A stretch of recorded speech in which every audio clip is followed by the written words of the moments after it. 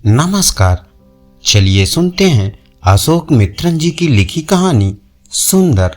हमने ठान लिया था कि जैसे भी हो एक गाय खरीद कर ही चैन लेंगे। भैंसों को पल्ले बांधकर रोने से तो बेहतर है कि पिछवाड़े एक गाय बांध ली जाए, घर में लक्ष्मी आ जाएगी। भैंसों को हमने आदर सत्कार सहित बुलावा नहीं दिया था। एक बार हुआ या कि किसी कारण से एक भैंस हमारे घर आ टपकी। हमने तो सोचा था कि वह कुछ दिनों की मेहमान होगी, परंतु वह अस्थायी रूप से बस गई। जब उसमें दूध उत्पादकता की क्षमता सर्द हो गई, तब हमने दूध प्राप्त हेतु एक और भैंस खरीद ली। दोनों जब एक ही साथ सर्द पड़ गई तो तीसरी आ गई। हम जहां रहते थे वहां साधारणतया कामकाज के लिए नौकर चाकरों का मिलना अत्यंत कठिन था। हमारे घर के लोग ही बारी बारी से रोज गोबर इकट्ठा करते थे। 5-6 दिनों में एक बार गोबर के उपले बनाते। गोबर को कोयले के चूरे के साथ मिलाकर गोले बनाकर सुखाते। इसकी उपलब्धि यह हुई कि हम अच्छी खासी गर्मी में भी गर्म पानी से ही नहाते। पिछवाड़े के एक कोने में गोबर का एक पहाड़ सा सदा रहता, दूसरे कोने में उपलों और गोलों का ढेर रहता। इन दो पहाड़ों के बीचों बीच इनकी कारणकर्ता भैंसें जुगाली करती हुई विराजमान रहती। शायद इन भैंसों का आपस में कोई गूढ़ समझौता हुआ होगा। किसी भी वक्त दो को दोहने की आवश्यकता ही नहीं रहती। ऐसे भी महीने थे जब तीनों में से एक ने भी एक बूंद दूध नहीं दिया था। अच्छे वक्त का अंत तो आता ही है, साथ ही कभी कभी बुरे वक्त का भी। एक भैंस मर गई, दूसरी खो गई, तीसरे का बच्चा होने वाला था। 4-5 महीनों बाद मेरी बड़ी बहन नन्हे से बच्चे के साथ कुछ महीने हमारे साथ रहने वाली थी। ऐसे समय में दूध वाले की कृपा पर आश्रित होने की बजाय एक गाय ही क्यों ना खरीद लें। वैसे भी पिछवाड़े में 2 गाय को बांधने के लिए जगह तो है ही। ये खबर गांव में फैल गई कि हम गाय खरीदने वाले हैं। इस विषय में उन्हीं लोगों ने खूब दिलचस्पी दिखाई जिनका गाय से कोई लेना देना नहीं था। उनकी नोकझोंक से इतना खींच गए कि सोचा गाय ना खरीदें। दूसरी ओर यह भी निश्चय हुआ कि इनके लिए ही सही एक गाय घर में अवश्य लाएंगे। हम भी लगभग 15 गायों को देख चुके थे। पहली बार गड़बड़ी हुई गाय से लेकर 8 बार जन्मदात्री की शोभा से मंडित एवं वृद्धा गाय तक पहले मैं और पिताजी गाय को देखाते और गाय के रंग, सींग, पूंछ की लंबाई आदि बुनियादी मुद्दों का भी माँ को भिन्न भिन्न विवरण देते। माँ को पिताजी के सामर्थ्य पर शंका थी, अतः कभी हम तीनों गाय देखने जाते। हमारे पहुंचने तक गाय को दुहा जा चुका होता। वह कितना दूध देती है, उसे कैसे दुहा जाता है, यह देखने के लिए हम दोबारा जाते। 1-2 लोगों ने तो इतना कहा भी कि हम गाय को अपने पास 2 दिन रखने के पश्चात ही निर्णय लें। एक ने यहाँ तक कहा, आधे पैसे अब दीजिए, आधे अगले महीने दे दीजिए। इन सभी को छोड़कर हम बाजार के पास वाले मारवाड़ी के घर से फौरन पूरे पैसे देकर एक गाय खरीद लाए। जाने क्या क्या कारणों के लिए गाय को 3-4 बार देख जांच लेने के बाद नकारने वाले हम इस मारवाड़ी के मामले में 5 ही मिनट में राजी हो गए। कारण यह था, बाजार के पास बाजार से भी बड़ी सब्जी मंडी थी, जिसमें जान पहचान के एक सब्जी वाले ने माँ पिताजी को बताया कि पास ही एक गाय बिक्री के लिए है और तुरंत दोनों को वहां ले भी गया। उसी वक्त गाय को दुहा जा रहा था। फेन सहित दूध बाल्टी भर दुहा गया। हमारी भैंसों ने भी कभी इतना दूध नहीं दिया था। माँ पिताजी दोनों ने हामी भरी और 1 रुपया का अग्रिम दे आए। दूसरे दिन 299 रुपए देकर गाय को घर लाया गया, साथ ही एक माँ का बछड़ा भी। गाय के आते ही माँ ने उसकी कपूर आरती उतारी, उसे कुमकुम का टीका लगाया और उसे लक्ष्मी के नाम से संबोधित किया। लक्ष्मी क्यों? मैंने पूछा। गाय का नाम, माँ ने कहा। सुंदर? हाँ माँ, उन्होंने वैसे ही तो बुलाया था। कैसा नाम है सुंदर? हाँ माँ, तुमने ध्यान नहीं दिया। सुंदर सुंदर कहते ही तो वह औरत उसकी पीठ पर हाथ फेर रही थी। देखो मैं बुलाता हूँ। सुंदर, गाय ने मुड़कर देखा। देखा, इस गाय का नाम सुंदर ही है। सुंदर तो पुल्लिंग है, हो सकता है कि यह पुरुष गाय हो। छी छी, ज्यादा बुद्धिमानी मत दिखाओ। हमारे मन को क्लेश का कारण केवल यह नहीं था कि गाय का नाम सुंदर था, उसके थन पूरी तरह काले थे। श्यामथन गायों का दूध मंदिर के अलावा और कहीं भी उपयुक्त नहीं होना चाहिए, ऐसा हमारे घरों में कहा जाता है। मुझे इन बातों की खास जानकारी नहीं थी। श्यामथन वाली गाय भी तो गाय ही है, इसलिए यह तय किया गया कि महीने में एक बार दूध को मंदिर में अभिषेक के लिए दे दिया जाए। गाय को अपने नए नामकरण की आदत पड़ जाए, इस कारण हम अक्सर पिछवाड़े में जाकर लक्ष्मी लक्ष्मी कहकर पुकारने लगे। गाय ने इसकी कोई परवाह ही नहीं की, साथ ही वह बेचैनी से इधर उधर हिलती डुलती रही। शाम हुई। गाय को पहली बार हम धोने वाले थे। जब भैंस दूध दिया करती थी तब एक आदमी दूध दूहने आया करता था। उसे सूचना देने के बावजूद वह नहीं आया। आखिरकार पीतल के बड़े मुंह के लोटे को लेकर माँ गाय के पास गई। मैंने बछड़े को रस्सी से खोल दिया। वह माँ के थन से मुंह लगाकर चूसने लगा। गाय के थन रिसने लगे। मैंने बछड़े को फिर से बांध दिया। गाय के पास बैठकर माँ ने उसके थन को छुआ। गाय ने लात मारी। मैंने बछड़े को एक कोने में बांध दिया और गाय की पिछली टांगों को बांधने के लिए रस्सी ढूंढने लगा। भैंसों को धोते समय उनकी पिछली टांगों को बांधने की कभी नौबत ना आई थी। अगर वे दूध नहीं देना चाहती तो परे हट जाती थी, मगर टांग उठाकर उन्होंने कभी नहीं मारा। जैसे तैसे एक रस्सी को ढूंढ निकाला और गाय की पिछली टांगों को बांध देने के बाद मैंने और माँ ने बारी बारी से उसे दुहा। वह माँ को भी पास आने नहीं दे रही थी। माँ ने इस बात को भी नज़रअंदाज कर दिया कि उसका नाम लक्ष्मी है। उसके मुंह और पीठ पर थपथपा दिया। सब कुछ करने के बाद भी पाव भर भी दूध नहीं मिला। अगले दिन सुबह की भी वही कहानी थी। उस शाम की स्थिति बदतर थी। गाय ने दूध दिया ही नहीं। गाय सींग मारने वाली थी। साथ ही एक बात भी उजागर हुई। गाय को हमारे घर आए लगभग 36 घंटे बीत चुके थे। वह बैठी तक नहीं, खड़ी ही रही। हमने उसके खाने के लिए भूसी और खली रखी थी। उन्हें खाने में भी उसने खास दिलचस्पी नहीं दिखाई। जब दूसरे दिन भी उसने हमें पास फटकने नहीं दिया तो मैं उस मारवाड़ी के घर गया। उस गली में सबके सब मारवाड़ी परिवार ही थे। जैन धर्मावलंबी होने के कारण सूर्यास्त से पूर्व भोजन समाप्त कर बत्ती बुझा चुके थे। बुजुर्गों ने मुंह पर कपड़ा बांध रखा था। गाय के विक्रेता के घर तक पहुंचने के लिए मुझे 4-5 घरों के आंगन में बंधी हुई गायों को खतरनाक ढंग से पार करके आना पड़ा। अपने विक्रेता के घर को पहचानने से पहले मैं एक बार अपना पैर गोबर के ढेर में घुसेड़ चुका था। एक स्त्री बाहर खड़ी थी। उससे मैंने कहा, आपकी गाय दूध नहीं देती, उसे चारा दिया? उस स्त्री के मुंह पर बंधा पर्दा उसके बोलने से फड़फड़ाने लगा। वो कुछ भी नहीं खाती, बस लात मारती रहती है। वह घर के अंदर गई और ऊंची आवाज में ताबड़तोड़ बरसने लगी। फिर उसने आस पड़ोस सबको यह कहा, सुंदर को ये लोग भूखा मार रहे हैं। इसी तरह की बातें वह किए जा रही थी। सभी ने मुझे घेर लिया और मुझ पर प्रश्नों की बौछार करने लगे। क्या आप पत्थर दिल हैं? आप क्या गाय को मार डालेंगे? गाय को भूखा मारोगे तो कोटि जन्म नरक में उल्टे लटका के भूने जाओगे। वह स्त्री मेरे साथ चल पड़ी। रास्ते में भी आते आते लोगों से अपनी भाषा में यह कहती हुई आई कि मैं उसकी गाय को भूखा मार रहा हूं। मुझे ताज्जुब हुआ कि वह स्त्री कैसे एक ही बात को घंटों दोहराए जा रही है। हम घर पहुंचे। गाय ने उसे देखकर उछल कूद करना शुरू कर दिया। जोर से रंभाई, पूंछ उठाकर मूत्र त्यागा, ऐसे सांस लिया मानो पूरे विश्व को हिला देगी। वह मारवाड़ी स्त्री सुंदर काकर पुकारती हुई उससे लिपट गई। अपने मुंह पर लगे श्वेत आवरण को हटाकर उसने गाय को चूमा।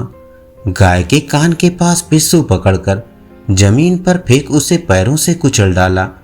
सुंदर, मेरे सुंदर कहा कर देर तक गाय को दुलारती पुचकारती रही। इस दृश्य को देखकर मैं रुआंसा हो उठा। मेरे भाई बहन तो रो ही पड़े। केवल मेरी मां अविचलित थी। एकाएक अनापेक्षित रूप से वह चिल्लाने लगी, क्या सोचकर तुमने ऐसी गाय हमारे मत्थे मर दी? पैसे गिनकर रखो और ले जाओ अपनी गाय। गाय को अगर चारा नहीं दोगे तो वह दूध कैसे देगी? गाय को भूखा मारोगे तो कोटि जन्म उल्टे भूने जाओगे। बदले में वह भी चिल्लाई। हमारी माँ में भी इतना सामर्थ्य है या हम में से कोई नहीं जानता था। 1.25 घंटा बरसने के बाद वह मारवाड़ी स्त्री शांत हो गई। एक बर्तन दो, उसने सहज भाव से कहा। उसने गाय की पिछली टांगों को बांधे बिना बछड़े को एक बूंद दूध पिलाया और गाय को दुहा। एक बड़ा लोटा भर दुहने के बाद उसने दूसरा बर्तन लिया और उसमें भी दूध दुहा। अब हमारी माँ नहीं चिल्लाई। उस रात सोने से पहले हम सभी ने दूध पिया। रात के वक्त हमारे घर के पिछवाड़े कोई भी बिना बत्ती के नहीं जा सकता। कारण यह था कि रसोई के बाहर आने पर 8-10 सीढ़ियां थीं, जिन्हें उतरने के बाद ही समतल भूमि पर आया जा सकता था। मगर आंगन में केवल 2 ही सीढ़ियां थीं। घर बनाते समय जमीन में जो भी ऊंच नीच थी उसे बिना समतल किए बनाई गई थी। पिछवाड़े में गौशाला के चारों ओर एक ऊंची दीवार थी। रात के वक्त सोने से पहले हम में से कोई एक इस पिछवाड़े के दरवाजे पर एक बड़ा सा ताला लगा कर आता था। उस दिन रात को मैं ही लालटेन लेकर उस दरवाजे को ताला लगाया। गाय हमारे घर में पहली बार बैठी हुई थी। यही नहीं, वो जुगाली भी कर रही थी। मुझे लगा कि आखिरकार वह हमारी पारिवारिक व्यवस्था के साथ घुल मिल गई है। उसे मैंने सुंदर कहकर पुकारा और उसके माथे को सहलाया। सुबह माँ की चीख पुकार सुनकर सभी उठ बैठे। सुंदर ने रात को ही रस्सी तोड़ ली होगी। जैसे ही माँ ने रसोई के पिछवाड़े वाला दरवाजा खोला, एक ही छलांग में सुंदर 8-10 सीढ़ियां लांघकर रसोई में घुस गई थी। माँ डर गई थी और चीखने पुकारने लगी थी। पिताजी ने आंगन के बाहर वाला दरवाजा खोला, यह सोचकर कि शायद कोई ऐसा व्यक्ति मिल जाए जो गाय को संभाल सके। ज्यों ही बाहर का दरवाजा खुला, सुंदर बाहर की ओर लपकी। जब तक हम यह सोच ही रहे थे कि हमें अब क्या करना चाहिए, तब तक सुंदर बाजार की ओर दौड़ती हुई हमारी आंखों से ओझल हो चुकी थी। माँ ने उस मारवाड़ी स्त्री को कोसा, गाय को कोसा, सब्जी वाले को कोसा। चूंकि मैंने दौड़ती हुई गाय को लाठी मारकर घर की ओर नहीं भगाया, इसलिए मुझे भी कोसा। आधे घंटे बाद मैं बर्तन समेत बछड़े को लेकर मारवाड़ी स्त्री के घर की ओर निकल पड़ा। उस स्त्री ने मुझे देखते ही जोर जोर से भला बुरा कहना शुरू कर दिया।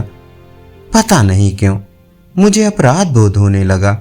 वैसे जांच पड़ताल कर देखा जाए तो इसकी कोई गुंजाइश नहीं थी। वह अपनी गाय को बेचना चाहती थी, तभी तो हमने गाय खरीदी थी।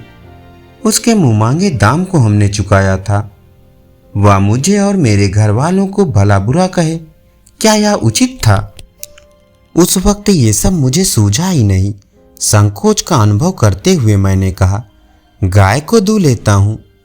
उस स्त्री ने बड़े दानवीर की भांति स्वीकृति दी। सुंदर को दूहने के लिए मुझे आया देख 7-8 बच्चों और बुजुर्गों ने मुझे घेर लिया। सुंदर ने लात नहीं मारी, ये आश्चर्य की बात थी। जब मैं घर लौटा तो माँ ने पूछा, गाय कहाँ है? मैंने माँ की ओर दूध का बर्तन बढ़ाया। उसे पकड़ते हुए माँ ने दोबारा प्रश्न किया, गाय कहाँ है? मैं अभी उसे साथ नहीं ला सका, शाम को ले आऊंगा। माँ ने मेरी ओर अविश्वास से भरी हुई नजरों से देखा। उस पिचासनी से गाय के पैसे वापस लाएं, माँ ने पिताजी से कहा, लेकिन पिताजी ने कोई जवाब नहीं दिया। शाम को जब मैं दूध दूहने गया तो गाय ने बहुत ही कम दूध दिया। ऊपर से दूध में से एक तरह की बदबू भी आ रही थी। पहले मैं इसका कारण न जान सका, मगर बाद में मुझे पता चल गया। दिन में मंडी का चक्कर लगाते हुए सुंदर कचरेदानों को भी नहीं छोड़ती थी। मारवाड़ी स्त्री गाय के लिए चारा नहीं डालती थी। वो जिम्मेदारी तो हमारे इलाके के लगभग 300 सब्जी वालों, बाजार और उनके आसपास के कचरा दानों पर थी। इस बार माँ को मुझे डांटने फटकारने के लिए कई कारणों के होते हुए भी मैं बहादुरी से बोला, गाय को वहीं रहने दो माँ, वो वहीं खुश है। पैसे देकर खरीदी गई गाय किसी और के घर बांधी जाएगी। उस धोखेबाज औरत ने हमसे पैसे क्यों लिए? हर बार वहां जाकर दूध दूहने से तो बेहतर होगा कि सीधी तरह दूध कहीं से खरीद लें। गाय वहां रहेगी, वो तो आधा दूध स्वयं ही दूह लेगी। मगर जब मैं या कहती हूँ कि पैसे लौटा दो और अपनी गाय ले जाओ, तो वह बिना मुंह खोले भाग खड़ी होती है। पिताजी ने इस गाय के विषय में दखल ही नहीं दिया। ये निश्चय किया गया कि अगले दिन मैं स्कूल से छुट्टी लेकर माँ के साथ जाकर सुंदर को घसीट लाऊं। सवेरे सवेरे मैं जाकर गाय को दुहाया। अब भी बहुत कम ही दूध दिया। उस स्त्री ने कहा कि बछड़े ने दूध पी लिया था। दूध की बदबू असहनीय थी। दोपहर का खाना समाप्त होते ही माँ ने मुझसे कहा, चल रे। 2 व्यक्तियों द्वारा संचालित घोर विस्फोट को संभालने का अशोभनीय कार्य मुझ पर थोपा गया, जिससे बचने का कोई रास्ता नजर नहीं आ रहा था। अतः मैं अर्धचेतना अवस्था में माँ के साथ दोपहर की कड़कती धूप में 1.5 मील की दूरी पर स्थित बाजार की ओर चल पड़ा। क्रोध का ऐसा विस्फोट हुआ, सारा बाजार उस मारवाड़ी स्त्री के यहाँ जमा हो गया। यही कहा जा सकता है कि 2 भाषाएं स्त्रियों की विशेष प्रयुक्तियों से समृद्ध हो तीव्र गति से विकासोन्मुख हो गई। मुझे ऐसा लगा कि मेरी माँ का पलड़ा ऊंचा था। वह मारवाड़ी स्त्री तब तब लाचार दिखाई देती जब जब माँ उससे यह कहती, पैसे वापस दे और ले गाय को रख अपने पास। 50 लोग बीज बचाव के लिए आ गए। अब हम अपनी गाय को ले जा सकते थे, मगर वो आए तब ना। जितनी बार मैंने सुंदर की रस्सी खूंटी से खोलने की कोशिश की, उतनी ही बार वह मारवाड़ी स्त्री दौड़ती हुई आती और गाय से लिपटकर जोर जोर से रोने लगती। माँ जैसे ही पैसों की मांग करती, वो चुप हो जाती। सुंदर ने उछलकर मुझे पास आने से रोक दिया। माँ को तभी यह युक्ति सूझी होगी। एक बैलगाड़ी लिवा लाओ, उन्होंने मुझसे कहा। सुंदर को बैलगाड़ी में कैसे चढ़ाएंगे? मैंने पूछा। मैंने तुमसे कहा है कि बैलगाड़ी ला और तू मुझसे सवाल जवाब कर रहा है। माँ गरजी और मैं बैलगाड़ी लेने चल पड़ा। बैलगाड़ी आने पर माँ उस पर बछड़े को लेकर बैठ गई। मुझे भी गाड़ी में बैठने को कहा। वहां के ही एक आदमी से सुंदर की रस्सी खूंटी से खोलकर हाथ में पकड़ाने को कहा। माँ ने उस रस्सी को गाड़ी के पीछे बांध दिया। मैं उस क्षण का इंतजार कर रहा था जब सुंदर रस्सी तोड़कर भाग जाएगी, मगर सुंदर बैलगाड़ी के पीछे पीछे चलते हुए शांतिपूर्वक आ गई। इसके बाद 2 हफ्तों के अंदर सुंदर 5-6 बार रस्सी तोड़कर मारवाड़ी के घर भाग गई। हर बार मुझे बैलगाड़ी ले जाकर उसे वापस लाना पड़ा। मैं समझ पा रहा था कि स्वतंत्र रूप से सब्जी मंडी में विचरण करते हुए कचरा दानों में मुंह मारना, 200 वर्ग फीट के दायरे में घूमना, मनचाहा व्यवहार करने की तुलना में एकांत विशाल गौशाला में उसे खूंटी में बंधे रहना खाली आदि खाना क्यों नहीं भाया। बाजार का शोरगुल उसके लिए इतना आवश्यक था कि वह अपने एक माँ के बछड़े को भी छोड़कर भागने में तत्पर थी। कई अच्छे कारणों के लिए मनुष्य अपना स्वभाव परिवर्तित करने में असमर्थ है, तो केवल मालिक के बदल जाने के कारण एक गाय से उसके स्वभाव में बदल जाने की अपेक्षा करना कितना अन्याय है।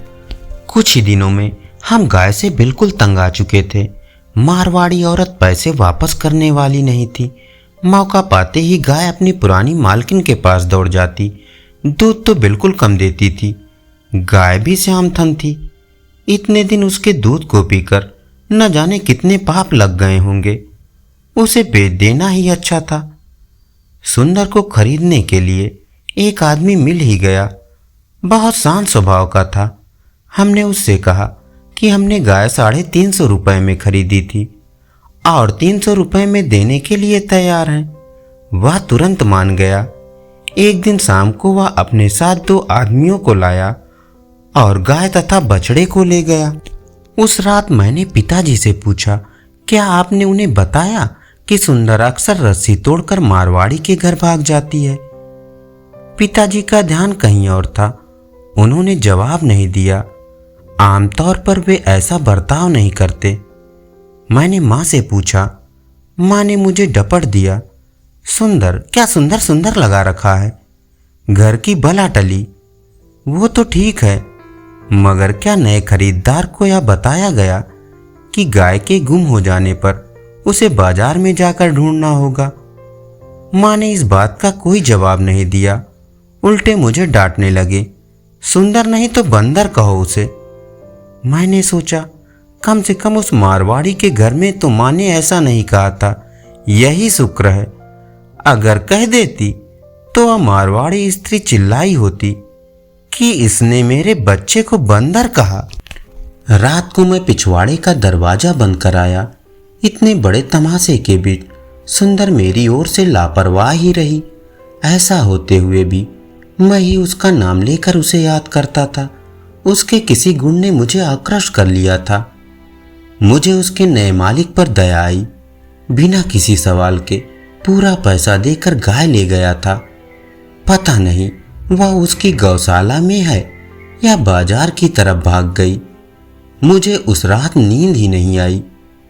मुझे बार बार बस यही ख्याल आता कि जरूर सुंदर मारवाड़ी के घर भाग गई होगी। जैसे भी हो, गाय को ढूंढते हुए वह सुबह यहाँ जरूर आएगा। यहीं से एक बैलगाड़ी लेकर जाना होगा। वो इस वक्त शायद आ ही रहा हो। सुबह दरवाजा खुलने पर वह दिखाई नहीं दिया। रस्सी तोड़कर आई हुई सुंदर खड़ी थी। धन्यवाद। अभी आप सुन रहे थे अशोक मित्रन जी की लिखी कहानी सुंदर।